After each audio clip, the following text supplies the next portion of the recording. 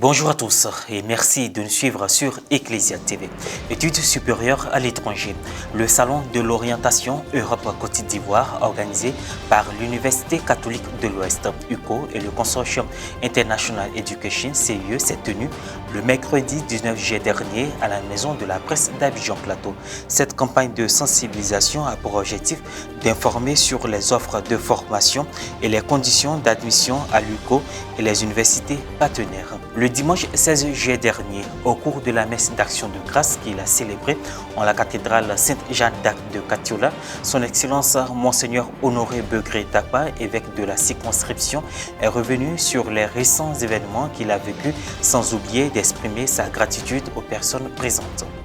L'Université catholique de l'Ouest, UCO, a organisé une rencontre avec les étudiants et leurs parents à la Maison de la Presse au Plateau le mercredi 19 juillet dernier. Cette campagne vise à sensibiliser les étudiants à poursuivre leurs études à l'UCO ou dans les universités partenaires, membres du Consortium International Education, un cabinet d'orientation internationale soucieux d'offrir aux étudiants un accompagnement personnalisé dans la réalisation de leurs projets d'études supérieures à l'étranger. Reportage Francis Okoué, Morel Poti.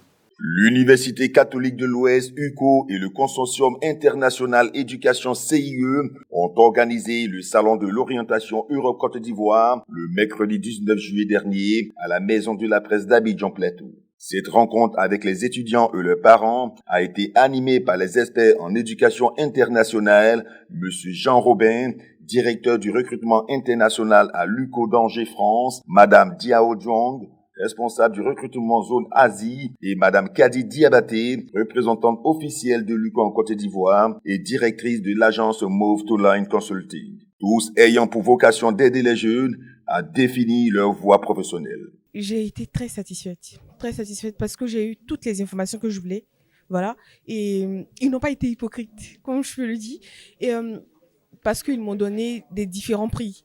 Cher comme moins cher. Je vois que c'est une bonne formation qu'elle propose aux étudiants à l'étranger et qu'elle accueille plus de 1000 étudiants par an, étrangers en plus. Et ça, c'est vraiment très spécial. Je désire poursuivre mes études en France car je constate que la France offre des meilleures formations, des bonnes formations, pas pour dire meilleures, mais des bonnes formations. En plus d'une autre formation, pour pouvoir appuyer ma formation que je suis en Afrique. Le but de cette campagne de sensibilisation est de permettre aux jeunes diplômés de poursuivre leurs études en Europe et mettre à leur disposition des programmes de formation conduisant à des diplômes nationaux LND, des diplômes canoniques, des bachelors, des MBA et des certificats. Les raisons de ce salon de l'orientation. L'objectif de Move to Learn Consulting, l'objectif premier, c'est de vous ouvrir un mode d'opportunité. Donc à travers une révolution de tout ce qui est paysage de l'orientation universitaire. C'est-à-dire quoi? Nous, notre premier rôle, c'est de créer des partenariats avec des universités, des écoles de prestige en France, au Canada, aux États-Unis, à travers le Consortium International Éducation dont nous sommes membres. Donc, une fois que ces partenariats sont ficelés, nous vous présentons ces écoles, ces universités partenaires afin de vous accompagner dans cette phase qui est très importante, celle de la validation d'un projet d'études à travers un respect scrupuleux des règles de Campus France et des autorités consulaires. Les étudiants disposent de nombreux avantages à l'Université catholique de l'Ouest ou dans les universités partenaires membres du Consortium International Éducation CIE. Au Canada et aux États-Unis, le niveau de collège, c'est comme le IUT en France. En fait, il y a des formations de 2 ans, 3 ans ou même 1 an aussi. Voilà. Et après 2 ans ou 3 ans, vous pouvez soit déjà travailler directement au Canada, soit vous pouvez continuer votre étude à l'université. Voilà. Et au Canada, il y a beaucoup d'avantages pour aller au Canada. Par exemple, les frais de scolarité, c'est très raisonnable par rapport dans les pays anglophones. Par exemple, la cité, notre partenaire collège, c'est le frais de scolarité, c'est à peu près 10 000 € seulement. Créé en 1875, l'UCO est au service d'une formation complète de la personne. Attention pour vous les Africains de l'Ouest, vous parlez français, mais en fait vous faites beaucoup de fautes. Quand on check votre français à l'écrit, il y a des progrès à faire. Comme on dit à Bouéké, vous parlez un peu façon d'être. Alors j'adore ça moi, mais le problème c'est quand vous serez à l'université, Il n'y a plus personne qui prend des notes avec un carnet et un crayon, pratiquement plus personne. Tous les amphithéâtres sont 100% ordinateurs portables. J'ai remarqué en Côte d'Ivoire que les profs disent tout le temps que bien apprendre, c'est apprendre par cœur un livre. Et après, pendant les examens, on doit restituer des choses qu'on a appris par cœur. En France, on ne fait pas du tout ça. Dans une matière, vous avez 3 heures de cours par semaine. Le reste du temps, vous êtes où? Le travail d'un étudiant aujourd'hui, un travail d'un étudiant européen, c'est un travail de recherche. Vous lisez, vous synthétisez, et vous venez en cours exposer devant le professeur ce que vous avez étudié. Ce n'est plus du tout, j'écoute ce que dit le prof et j'apprends par cœur un livre. Quelques préoccupations ont été soulevées par les étudiants, mais surtout les parents. Cette journée s'est déroulée autour des procédures d'admission, les catalogues de formation, les institutions universitaires partenaires, le certificat de préparation à la mobilité internationale et le choix des destinations d'études à l'étranger, fondé sur de multiples indicateurs statistiques dans l'enseignement de qualité et les objectifs de carrière. Lors de sa messe d'action de grâce, dite le dimanche 16 juillet dernier, en la cathédrale Sainte-Jeanne d'Arc, son Excellence, Monseigneur Honoré Begré Dakpa, évêque du diocèse de Katiola, a partagé avec son auditoire comment il a vécu l'annonce de sa nomination et la célébration de son sacre, tout en exprimant sa gratitude à son éminence Jean-Pierre Cardinal Couton, aux autres évêques, aux autorités présentes et aux fidèles de Katiola, dont il a salué l'esprit d'unité. Myriam Roxane Eno nous en fait le point. Gloire au merci de Dieu. Nommé évêque de Katiola le 13 mai 2023 par sa sainteté le pape François, son Excellence Monseigneur Honoré Begré Dakpa a été ordonné pour l'épiscopat le samedi 15 juillet dernier à la cathédrale Sainte-Jeanne d'Arc de Katiola. Le dimanche 16 juillet, pendant sa messe d'action de grâce, le nouveau pasteur a pris la parole à la suite de son éminence Jean-Pierre Cardinal Couton, qui est pour lui un père, en vue de faire de petites confidences.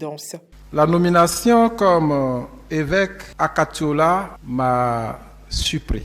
Parce que quand on parle du Père Honoré, c'est le prêtre fragile qui a quitté l'archidiocèse très tôt à Gagnoa et qui est venu à Abidjan.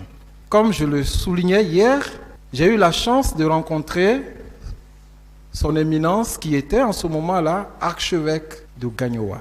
Au moment où je le rencontrais, j'étais vicaire à Saint-Jacques des Deux-Plateaux avec Monseigneur Ziri qui était en ce moment-là curé de Saint-Jacques. Et quand j'ai rencontré mon évêque, il m'a d'abord écouté. Il a cette capacité d'écoute, oh mon Dieu. Et après, il m'a dit d'accord, va, continue le travail à Abidjan et on verra. Et c'est comme ça que je suis parti. Et en ce moment précis, il y a un rapport filial qui m'a lié à mon évêque. Je voudrais du fond du cœur lui dire merci. Du fond du cœur, parce qu'il m'a porté. En plus de témoigner sa reconnaissance au cardinal, l'évêque de Katiola a remercié les autorités ivoiriennes, parmi lesquelles le président de la République ivoirienne, par le biais de son conseiller spécial, M. Drissa Koné, la ministre Anne-Désirée Ouloto, le préfet et le maire de Katiola, puis les cadres de la région, dont le commandant Gaston Ouassena Koné. Il n'a pas manqué d'exprimer sa gratitude à tous les évêques et les prêtres venus le soutenir, puis en a profité pour présenter la crosse que lui ont offert ses amis de promotion. Mes excellences, merci beaucoup de l'accueil, merci pour la présence. Quand on fait le premier pas dans l'épiscopat et on voit les aînés entourer le nouveau venu, ça rassure. Et votre présence depuis hier me rassure. Merci infiniment. Il a également salué l'esprit d'unité des cadres de la région du Hambol. J'ai été vraiment impressionné, je le suis encore, messieurs, mesdames, les cadres de la région du Hambol. Vous avez quelque chose de plus que souvent on ne trouve pas chez nous. On sent une certaine unité et ça facilitait les choses, ça boostait l'organisation. Je prie pour que, au-delà des divergences, on puisse garder cette unité-là. C'est une richesse. Monseigneur Honoré n'a pas oublié de remercier la délégation de Grand Laou et de Fresco, puis a terminé par une adresse à ses diocésains de Katiola, prêtres comme laïcs. Mes diocésains de Katiola et les confrères et frères dans le sacerdoce de Katiola. Ce matin, je voulais et je vous dis merci. Merci pour l'accueil. Quand je suis venu pour la prise de contact, j'ai été surpris, mais pas étonné de l'accueil. Et j'ai compris que Dieu avait déjà préparé les cœurs. Fin de ce point d'information. Merci de l'avoir suivi. Bonne suite de nos programmes sur Ecclesia TV.